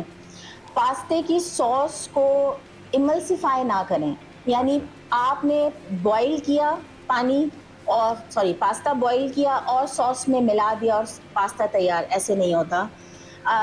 बॉईल करने के बाद जो स्टार्च वाटर होता है उसको रखना होता है, आपके अपने पास्ता के हिसाब से आपने आधा कप, 1 कप वो स्टार्च वाटर होता है जिसमें पास्ता उबलता है, वो पानी रखना होता है। जब आप पास्ता और सॉस को टॉस करते हैं, देन आपने वो स्टार्च वाटर डालना होता है। स्टार्च वाटर से क्या होता है कि जो सॉस होती है वो पास्ता या स्पैघेटीज़ के साथ बाइंड हो जाती है, तो वो बिल्कुल रेस्टोरेंट वाला ग्लॉसी और क्रीमी टेक्सचर देता है, जो हमारे घरों में मिसिंग होता है। ठीक है। और सबसे लास्ट जो होती है वो होती है सीज़निंग की चेकिंग, जो कि हम खाना पकाने के एंड में कर रहे होते हैं, जो कि गलत है। अच्छा। कुकिंग की स्टेजेस होती हैं, और हर स्टेज पे आपको सीज़निंग को चेक करना होता है, उसको अपने उस स्टेज के हिसाब से एडजस्ट करना होता है, देन आपने आगे बढ़ना होता है। तो ठीक। उसके बाद जब आप लास्ट में अपना खाने को टेस्ट करेंगे, तो वो आपका जो फ्लेवर डेवलप होता है ना, वो बहुत डिफरेंट होगा, जो कि आप एंड में आके अपना नमक या सीज़निंग चेक कर रहे होते हैं। तो नाइस। ये 5 मिस्टेक्स हैं कि अगर आप इनको थोड़ा-सा, आई नो कि इतना मुश्किल नहीं है, लेकिन जो लोग फर्स्ट टाइम सुनेंगे उनको लगेगा ये बहुत मुश्किल है, ये इतना मुश्किल नहीं है। अगर आप ये थोड़ी-सी मिस्टेक्स को आप लोग थोड़ा-सा फ़ॉलो कर लें, तो आप अपने घर में ना एक बड़ा अच्छा-सा टेस्ट रेस्टोरेंट चाय वाला ला सकते हैं। फिर आप मुझे दुआ दिएगा। वेरी गुड ना माशाल्लाह। मुझे ये बताएं शॉर्ट कि जो बच्चियाँ या बच्चे लाइक आउट ऑफ कंट्री रह रहे होते हैं तो ज़ाहिर है वो अपनी वालदा से फ़ोन करके पूछ होते हैं, तो उनकी वालदा का भी एक वसी तजुर्बा होता है। तो ये सब चीज़ों से पूछ के वो चीज़ें, आटा बेसिक गूंदना या राइस को भिगोने वाला एलिमेंट हो गया, उसको कितनी देर वो दम लगाना, कहीं ज़्यादा लग गया तो चावल नीचे पतीली में लग ना जाएँ, इसको थोड़ा सा ज़रा रिफ़ाइन ज़रा थोड़ा सा करें शॉर्ट में, क्या बता कैसे गाइड करेंगे? पहले तो आटे गूंदने का थोड़ा तरीका बता दें, क्योंकि समटाइम रोटी अच्छी बनती नहीं, फूलती नहीं है। देखिए, आटा गूंदने का जो सबसे इजी टिप है वो ये है कि आपने पहले आटे में अपना पानी और डाल के आपने उसको बाइंड किया और फिर आपने थोड़ी देर छोड़ दिया। ठंडा पानी या आप नीम अगर गर्म पानी होना चाहिए इसके लिए? नॉर्मल नॉर्मल नॉर्मल टैप पानी, वाटर। कोई ठंडा नहीं कोई गर्म नहीं, normal tap water, normal temperature के साथ आपने आटे को बाइंड किया और आपने उसको छोड़ दिया थोड़ी देर, 5-10 मिनट आप छोड़ दें। उसके बाद जब आप जितना उसको गूंदेंगे, नीटिंग जितनी ज़्यादा करेंगे, देन वो आटा भी एक बड़ा स्मूथ आटा आपका गूंदेगा और वो आटा आपका खमीर भी नहीं होता अच्छा। इतनी जल्दी। ठीक जी। है। खमीर होने से ये कैसे आटे- बचाएं? खमीर होने से देखिए आपका फ्रिज का टेम्परेचर सेट होना चाहिए। असल में ना सारी टेक्निक्स टेम्परेचर की ही होती हैं। ठीक है। फ्रिज टेम्परेचर थोड़ा सेट हो। अब आटा आप ठीक है 2 हफ्ते का गूंद के ना रखें, आप 2 दिन का आटा गूंद के रखें, आपका 3 दिन का आटा चले गूंद के रख लें, वो भी 2-3 दिन भी बहुत ज़्यादा बोल रही हूँ, तो फिर वो खमीर नहीं होता। लेकिन अगर आपको जैसे मैंने टिप बताई है कि आप थोड़ी देर आटा को छोड़ दें बाइंड के बाद और उसके बाद आप जितना गूंदेंगे, उसके बाद आप बहुत ज़्यादा भी नहीं गूंदा जाता। बेशक आप देखिएगा कि आटे का जो इतना स्मूथ टेक्सचर आ जाएगा जो कि आपके नॉर्मल उसमें नहीं आ रहा है। ठीक है। शॉर्ट में ज़रा रिदा, वक्त की मेरे पास बड़ी कमी है, राइस का संभालना, कितनी देर भिगोएं, और वो लाइक वो समटाइम देर सवेर हो जाए तो उसमें भी प्रॉब्लम आ जाती है, उसको कैसे टैकल करें? देखिए राइस का ना हर चावलों का पानी का एक मिकदार डिफरेंट होती है। आपके जो सेला चावल होते हैं उनको ऑलरेडी 3 घंटा भिगोना होता है और उसमें हर घंटे पे पानी भी फेंकना होता है। नॉर्मल जो आपके बनास्पति होते हैं वो आपका 10-15-20 मिनट, अच्छा चावल जो होता है वो 10-15 मिनट मोर देन इनफ होता है। फिर आपने जब चावल कुक करते हैं तो उसमें पानी की मिकदार जो होती है ना वो आपको बड़ी बहुत देखनी होती है कि आपका पानी बहुत ज़्यादा होना चाहिए। जैसे हमारी अम्मियों ने हमें सिखाया था कि 1 पोर जितना चावल डालने के बाद पानी हो, तो मैं वो ही आसान तरीका बताऊंगी, पानी हो, लेकिन उसका आपने ढक्कन नहीं ढाँकना। जब आप चावल में पानी डाल के आप पैन में रखते हैं, आप पतीले में रखते हैं, ढक्कन नहीं ढाँकना और आंच फुल रखनी है। ठीक है। उसके बाद जब आप देखें कि ऊपर की लेयर पे पानी ख़त्म हो गया है, नीचे थोड़ा बहुत है, देन आप दम लगा दें तो वो चावल बहुत खिलावा बनता है। और एक बात और कि चावल अगर 1 किलो का आप चावल बना रहे हैं तो पतीला थोड़ा बड़ा रखिएगा क्योंकि चावल फूलता है। अगर आप पतीला छोटे में बनाएंगे तो चावल फिर फूलता नहीं है, दब जाता है। और जब आप उस पानी में थोड़ा सा लीमू डाल दें तो वो भी आपका चावल खिला खिला और बहुत अच्छा चावल बनता है। ज़बरदस्त ज़बरदस्त, बहुत सारी ख़ास अच्छी अच्छी बातें हमने आपसे की और आपने बताई हैं, सिखाई। वक्त का कमी है, बहुत सारी चीज़ें मेरे माइंड में आ रही हैं। थैंक यू रिदा, अल्लाह आपको खुश रखे, बहुत कामयाब करे। Thank you very much. ज़िंदगी में तो दोबारा मिलेंगे और आपको ज्वाइन करेंगे और कुछ भी सीखेंगे। वक्त का वाकई कमी है, सीखें सिखाएँ, औरों को बतलाएँ और फ़ख्र ज़रूर करें, लेकिन इतना ना करें कि अपना आप भूल जाएँ। औरों से प्यार करें, शफ़क़त बच्चों पर रखें, मिलजुल कर रहें, एक दस्तरखान लगाएं, फिर बरकतें ही बरकतें हैं। दीन को फॉलो करते रहें, कर रहे हैं अल्हम्दुलिल्लाह, और फुदर गुज़र करते हैं। हुकूक अल्लाह को लिबास के समय कि वक्त की कमी है, तो ये सब चीज़ों के साथ चलेंगे तो ज़िंदगी बहुत प्यारी है, बहुत खूबसूरत है। आज का वक्त है एंजॉय करने का, तो कर लीजिए, ये रिपीट नहीं होगा। अपने मेज़बान अज़हर अली बेग को दीजिए इजाज़त। ज़िंदगी रही तो फिर होगी मुलाकात नए टॉपिक्स के साथ, नए मेहमानों के साथ। पाकिस्तान जिंदाबाद, अल्लाह के नाम।